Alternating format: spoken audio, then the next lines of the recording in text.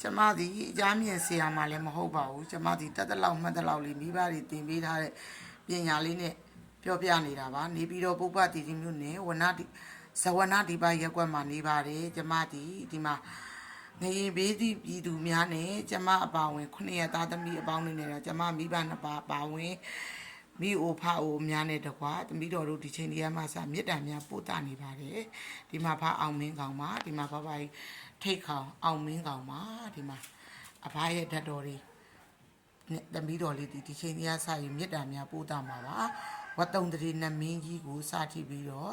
မြတ်တာမြတ်ပို့တာမှာပါခုနှစ်ရက်သားသမီးအပေါင်းတို့နဲ့တကွာဆင်းရဲခတ်သိမ်းဘေးခတ်သိမ်းအန္တရာယ်ခတ်သိမ်းကင်းငြိမ်းရပါသေးလို့ဤသမီးတော်လေးဆူတောင်းပါတယ်သမီးတော်တို့ကြာရောက်နေတော့ငရင်ဘေးမှာအမြဲဆုံးလွတ်မြောက်ရပါစီ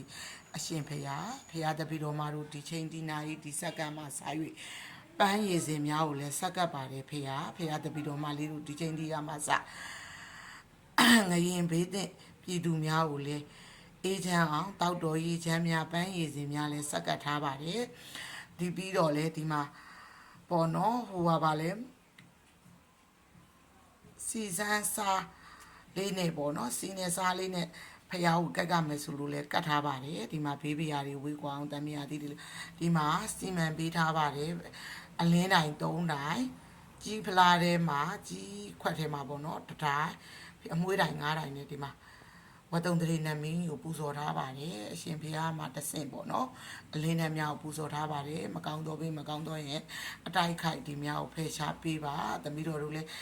သမီးတို့လည်းတတ်နိုင်တဲ့ရွေလေးကိုပေါ့နော်လှုပ်ပေးတာပါဒီချိန်ဒီမှာစား၍ဝတ်တုံတရီနမင်းကြီးနော်သမီးတော်တို့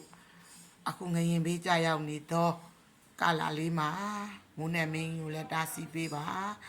အလှရည်သက်လက်နဲ့မကွာဖြစ်အောင်လဲတမီးတော်တို့စောက်ရှောက်ပေးပါဒီမှာကြည့်ပါအမခမ်းပါဒီမှာကြည့်ပါ